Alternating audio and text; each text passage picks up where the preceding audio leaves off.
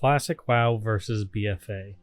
Well, a lot of people know that Battle for Azeroth has tons and tons of collectibles, trinkets, toys, unique items, and things that take a lot of hard work to earn. Now, most of these items are appearance-based and help you stand out against the other players on your server or faction. Now, these items are awesome, and a lot of them in BFA take quite a long time to earn, create, or achieve. Now, Classic WoW, on the other hand, does not have very many unique collectible items. For example, most mounts in the game are very standard. You only have a few rare drop mounts, and then you have your PvP mounts that are a little bit harder to earn. When it comes to non-combat pets, again, BFA, there's a whole pet system in the game, whereas in Classic WoW, they're just about appearance, and for the most part, people don't even use non-combat pets. So in Classic WoW, is there any way of standing out or being a little bit more unique? So in this video, guys, I want to show you how to summon a zoo. Now, that's my best way of describing what you're going to do, but in reality, it's just having a lot of different non-combat pets that are scripted into a macro that will allow you to quickly summon all of these different pets while mashing your macro, and it appears that you're summoning a zoo. Now, the great thing about this is it's not very costly. It doesn't take much time to get these pets. A lot of them can just be purchased off vendors. However, this is very, very unique. I don't see many people doing it. You'll get a lot of looks and stares and a lot of people asking you how you do it.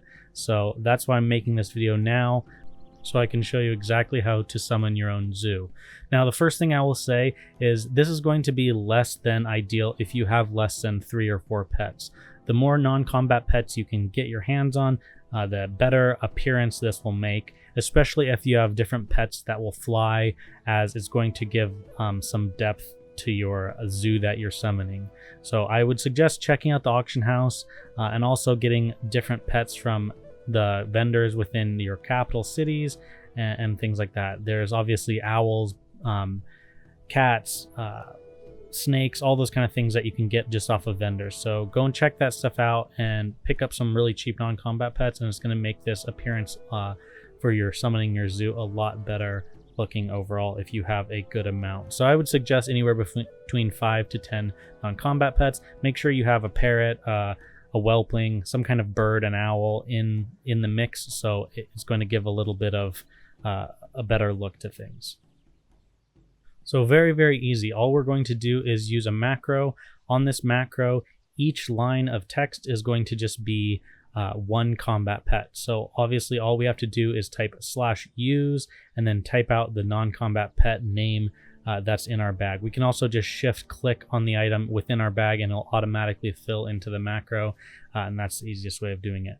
Now you just obviously click the enter key and you're going to go to the next line and you're going to just type out your next non-combat pet, and you just continue to do this until you've filled your list with all your non-combat pets. The macro is obviously very, very simple. All you're going to need to do is drag it down to your bar. I would suggest having it on a button that you can actually hotkey to click instead of using your mouse to actually manually click this on your bars. This way you can spin your character and it will look a lot better while you're doing it.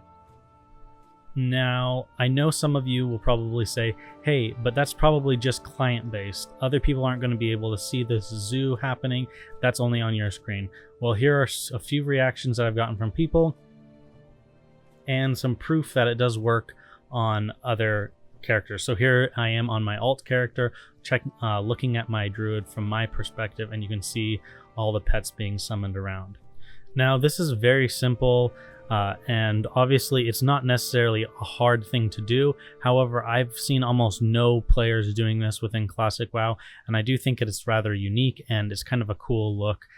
It's awesome to do at the beginning of Battlegrounds while you're waiting for the gates to open up. People will be very confused and asking you tons of questions. Also doing it in major cities when there's tons of players around is also fun to do. So hope you like this tip, guys. Also a bonus tip, if you're looking for some unique gear for your bank alts or just for yourself when you're running around town, I'll tell you that there is a dress vendor in Moonglade that not many people know about who sells some pretty unique dresses that you can't get anywhere else. So hopefully that helps you guys. Let me know if you like this kind of video. I'll try and figure out some other unique things you can do within Classic WoW and put those out in the future. Anyways guys, thanks so much for watching, and as always, I'll catch you in the next video. Take care.